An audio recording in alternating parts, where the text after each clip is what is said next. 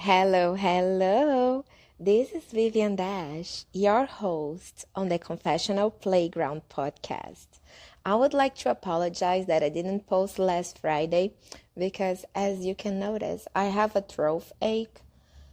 I have to confess, I got a little self-conscious about my voice, but whatever, enjoy my vocal fry. Today's story was told to me by my friend, Mistress Morgana Del Ray, about the day a guy wanted her to play with carrots, but not any carrots. It needed to be a specific brand of carrots. Mandatory observation. All names, locations, and any recognizable details are changed, so the story remains completely anonymous. And here's my question. How specific a fetish can be? Here we go. Confession time. Morgana Del Ray is a fantastic dominatrix. She's slim and tall with long hair and a soothing voice. Her chat room is always welcoming to kinksters from all over the world.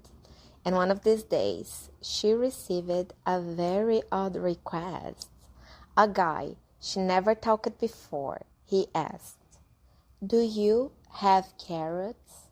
It was a different vegetable, but I will say carrots to keep the anonymity. For a second, Morgana thought about saying no. Not because she didn't have carrots. Morgana is actually a great cook, and the guy picked one of her favorite vegetables. But because, in her own words, he will want me to put these carrots somewhere carrots have no business being. I want to make a point that this show is being held in what we call a big box site, which means the camera and the chat, they both go through the website, not in a third-party app such as Skype or Discord. These sites, especially the American ones, they have a very strict set of rules for what can be said, what can be discussed, and especially what can be shown on these shows. So even if Morgana was open to odd insertions with carrots, which she is not, by the way, but let's say she was, she would not be able to offer that in that website. Sometimes even talking about something against the terms of service can get a model's account flagged. So we need to be very careful about the words we choose. Said that, Morgana knew she couldn't be very explicit, so she just answered, "I don't know what the hell you want me to do with that." And Carrot Dude, I'll call him like this from now on. Carrot Dude said, No, it's just carrots.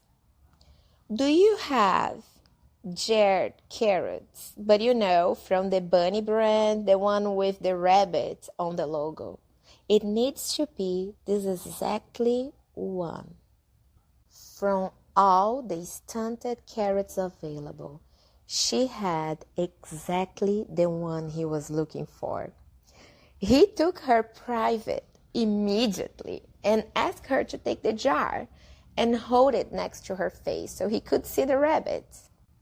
And he asked, "Please, talk dirty to the carrot." Without having prior experience with jarred carrots, Morgana looked at the vegetable and imagined it was the hottest thing she had ever seen. "Yes, honey, this carrot is so big, and tastes so salty." Believe me, in Morgana's voice, even pickled carrots become sexy. He watched in silence for about 10 minutes as she went on and on about how those carrots were amazingly hot. Suddenly, Carrot Dude said, "I love carrots. I'm so glad you also love carrots. We love carrots. Thank you very much for the show. And he left. In a long career dealing with kinkies every day, it was the most unusual fetish Morgana ever had. Because not only that dude had a thing for jarred carrots, but he would only do the show if she had that particular brand with the rabbit logo. No other carrot would do. Morgana told me, so many years later, I still think about him and wonder how that fetish came about. What was going on with carrots when he was younger? And that's a very interesting question. There is this theory that sometimes our brains do a horny synapses out of nowhere, and it can get imprinted into something apparently innocuous, like a jar of carrots with a bunny logo. But who knows what got these specific dudes into these specific carrots? Morgana told me, although she didn't share the same fetish with carrots as that guy, and let's be honest, I don't think many people do, she had a great time with carrot dudes. And as much as we are laughing with him, not about him, if you know what I mean. He was very polite and he tipped her very well.